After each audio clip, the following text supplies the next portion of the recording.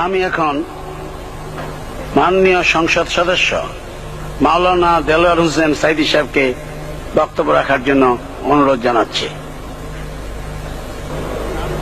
নাহমাদুহু ওয়া নুসাল্লি আলা রাসূলিহিল কারীম ওয়া আলা আলিহি ওয়া আসহাবিহি আজমাইন।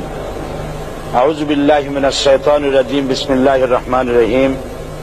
মাননীয় স্পিকার, আপনি এই মহান সংসদের স্পিকার হিসেবে নির্বাচিত হয় আমরা জাতীয় সংসদের পক্ষ থেকে আপনাকে অন্তরের অন্তঃস্থল থেকে মোবারকবাদ জানাচ্ছি।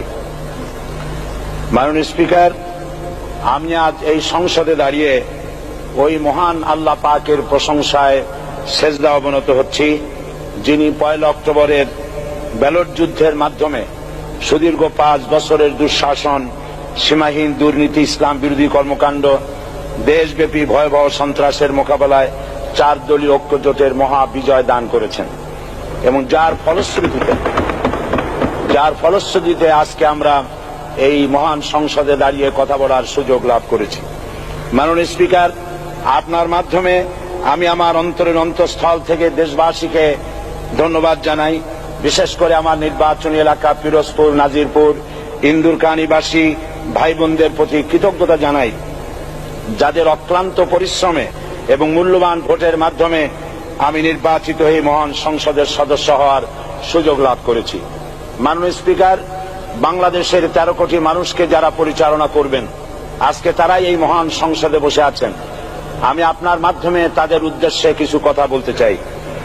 জবাবদিহিমূলক সরকার, কল্যাণমূলক সরকার ও সুস্থ প্রশাসন, এই বাক্যগুলি আমরা প্রায় শুনে থাকি। এই বাক্যগুলির অর্থ সরকার স্বৈরাচার নয়, বরং জনগণের কল্যাণে জনগণ নিকট দায়বদ্ধ সরকার, যা আব্রাহাম লিঙ্কনের ভাষায় by the people, for the people, of the people. বর্তমান পৃথিবীতে মূলত গণতান্ত্রিক দেশে এখন সরকারকে বিবেচনা করা হয়।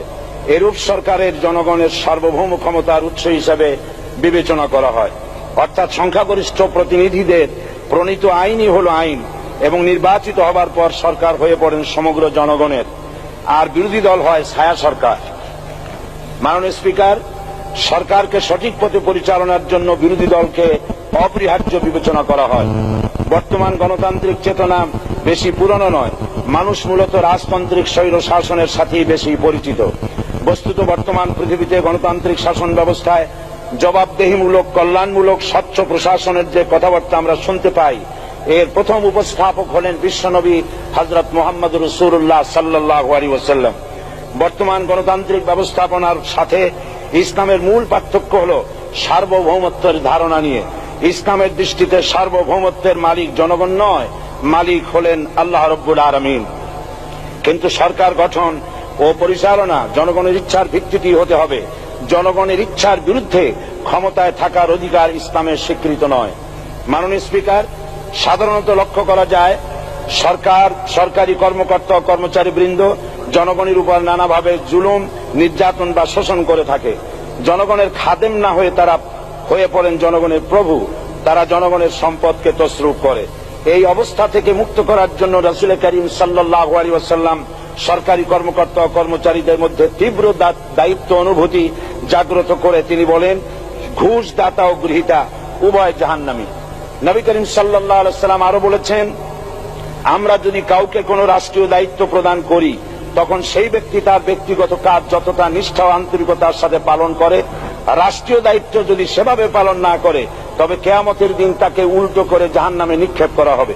রাষ্ট্রীয় সম্পদ তসরুপের ব্যাপারে কঠোর হুঁশিয়ারি উচ্চারণ করে বিশ্বনবী মুহাম্মদ রাসূলুল্লাহ সাল্লাল্লাহু আলাইহি ওয়াসাল্লাম বলেছেন, রাষ্ট্রীয় দায়িত্ব পালনকারী কেউ যদি 1 টুকরা সুতা বা তার চেয়েও ক্ষুদ্র কোনো জিনিস খেয়ানত করে, তবে কিয়ামতের দিন খেয়ানতের বোঝা মাথায় করে তাকে উঠতে হবে।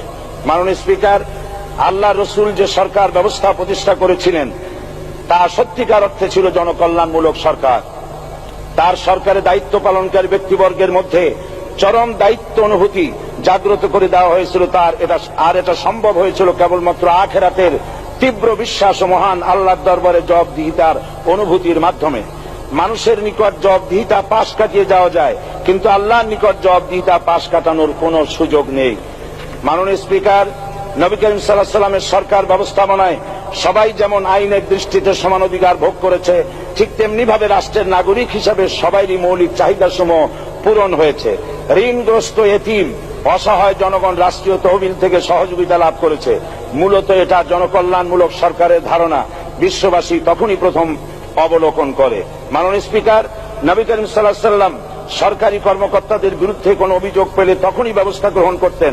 আইনের চোখে সবাই সমান এবং এ কারণেই শাসকদের আত্মীয় স্বজন কারো পক্ষে সম্ভব ছিল না জনগণের উপরে জুলুম করা।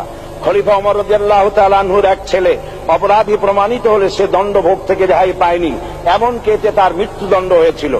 আবার খলিফা নিজেকে আইনের ঊর্ধ্বে মনে করতেন না, তাই বর্ম চুরির ঘটনা আলী রাদিয়াল্লাহু তাআলা আনহু কাজীর দরবারে সাধারণ ফরিয়াদির মতো উপস্থিত হন।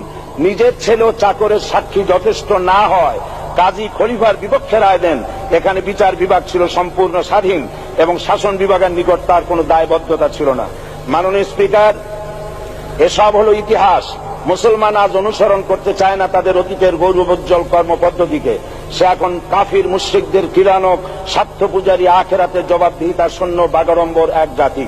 মাননীয় স্পিকার, যে জাতির এক পূর্বসূরি মাথায় আটার বোঝা বহন করে নিয়ে চললেন আর বলে গেলেন, মানুষ কেন, ফোরাতের কূলে যদি একটি কুকুরও না খেয়ে মারা যায় তবে এই ওমর রাদিয়াল্লাহু তাআলা আনহুকে কিয়ামতের দিন আল্লাহর দরবারে জবাবদিহি করতে হবে। আর আজ সেই জাতির দায়িত্বশীলরা জনগণকে অভুক্ত রেখে তাদের মুখের গ্রাসে ভাগ বসায়। জনগণ তাদের নিকট উপস্থিত হলে মনে হয় যেন গোলাম প্রভুর দরবারে উপস্থিত হয়েছে, আর অহেতুক উৎকোচ দাবি করে তাদের উপর জুলুম করছে। আর আল্লাহ পাক জালিমকে কখনোই পছন্দ করেন না।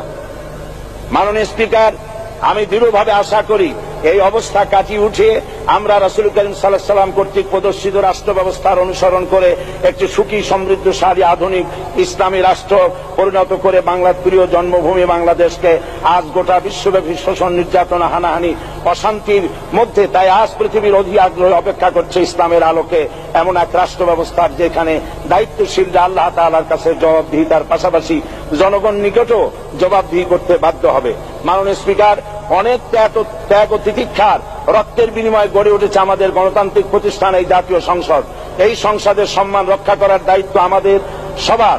গণতান্ত্রিক চর্চা, গণতন্ত্র প্রতিষ্ঠার স্বার্থে আমি আজ প্রধান বিরোধী দল আওয়ামী লীগকে সকল হিংসা, বিদ্বেষ ও পরাজয়ের গ্লানি ভুলে গিয়ে সংসদে যোগদানের উদাত্ত আহ্বান জানাচ্ছি। পরিশেষে আমি আপনার মতো সর্বজনশ্রদ্ধ একজন মার্জিত ও সুশিক্ষিত ব্যক্তিকে এই মহান সংসদের স্পিকার হিসাবে লাভ করে আমরা আনন্দিত হয়েছি। আমাদের সংবিধানের সংরক্ষণ, সমর্থন ও নিরাপত্তা বিধান এবং আপনার অভিভাবক সুলভ নিরপেক্ষ আচরণ ও সংসদকে ধন্য করবে বলে আমরা বিশ্বাস করি। আপনাকে ধন্যবাদ। আসসালামু আলাইকুম ওয়া রাহমাতুল্লাহ।